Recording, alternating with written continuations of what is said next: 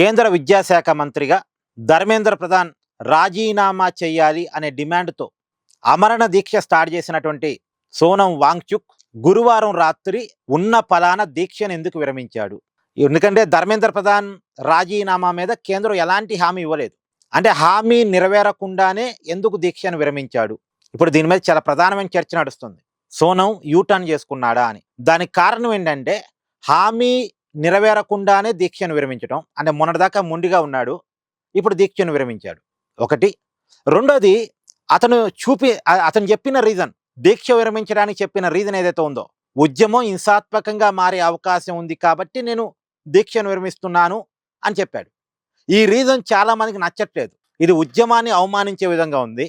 ఇన్ని రోజులు శాంతియుతంగా జరిగిన ఉద్యమం ఒక్కసారిగా హింసకి దారితీసే అవకాశం ఉందనే పేరుతో సోనం దీక్షను విరమించడం అంటే ఈ రీజన్ బాగలేదు, అది ఉద్యమం చేస్తున్న వాళ్ళని అవమానించేటట్టుగా ఉన్న రీజన్గా ఉంది అనేది చాలా మంది మాట్లాడుకుంటున్నారు. ఒకటి, హామీ లేకుండా దీక్షను విరమించాడు. రెండు, చెప్పిన రీజన్ బాగలేదు. మూడోది, దీక్షను విరమించే ముందు కనీసం కాక్రోజ్ జనతా పార్టీ నాయకులతోటి సోనం మాట్లాడలేదట. మంత్రులతో మాట్లాడాడు, చర్చలకు వచ్చిన మంత్రులతో మాట్లాడాడు.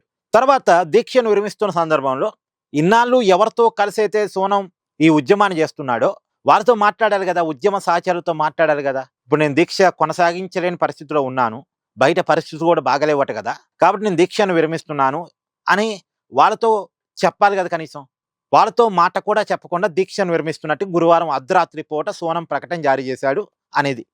ఈ మూడు అంశాల చుట్టూ ఇప్పుడు చర్చ నడుస్తుంది. అంటే సోనం యూటర్న్ చేసుకున్నాడా? కేంద్ర పెద్దలు ఏమన్నా బెదిరించారా, భయపెట్టారా, లొంగ తీసుకున్నారా, మేనేజ్ చేశారా, లేదా బ్రతిమలాడారా, వాటెవర్ ఏది ఏమైనా ఆయన దీక్షను విరమించడం అనేటువంటిది ఇప్పుడు చాలా పెద్ద చర్చగా మారింది. కారణాలు ఏవైనప్పటికీ కూడా ఆయన యూటర్న్ చేసుకున్నాడు. అంటే నిజానికి సోనం ఇంకొకటి 2 రోజులు కనుక దీక్షలు కొనసాగించుంటే ప్రభుత్వం మీద ఇంకొద్దిగా ఎక్కువ ఒత్తిడి వస్తుండేది. ఎందుకంటే ఉద్యమంలో మెయిన్ డిమాండ్ విషయంలో ఇంతవరకు గురువారం అర్ధరాత్రికి అయితే ఎలాంటి హామీ రాలేదు. శుక్రవారం కొద్దిగా అప్డేట్స్ ఉన్నాయి, కానీ గురువారం అర్ధరాత్రికి అయితే ఏం పెద్ద అప్డేట్స్ లేవు. ధర్మేంద్ర ప్రధాన్ రాజీనామా మీద ఎలాంటి హామీ లేదు. పైగా చనిపోయిన కుటుంబాలకు పరిహారం విషయంలో కూడా గురువారం నాటికి ఎలాంటి అప్డేట్ లేదు. శుక్రవారం కొద్దిగా ఆ విషయాన్ని మేము ఆలోచిస్తాం, పాజిటివ్గా థింక్ చేస్తామని కేంద్రం చెప్పింది. ఈ నీట్ పేపర్ లీక్ కావడం వల్ల చనిపోయిన కుటుంబాలకు ఒక్కొక్క కుటుంబానికి ₹1 కోటి ఇవ్వాలని డిమాండ్ పెట్టారు వీళ్ళు. ఆ డిమాండ్ విషయంలో కూడా ఇప్పటికి కూడా అఫీషియల్ కన్ఫర్మేషన్ రాలే. పాజిటివ్గా ఉన్నామని కేంద్రం చెప్తుంది. అంటే ఈ డిమాండు హామీ రాలే, ఆ డిమాండు హామీ రాలే. పైగా కొత్త చట్టం తీసుకొస్తామన్నది కూడా తర్వాత నిన్న చెప్పారు. ఆ చట్టం ఎలా ఉంటుందని తెలియదు. మరి సోనం వాంగ్చుక్ ఎందుకు దీక్షను విరమించాడు?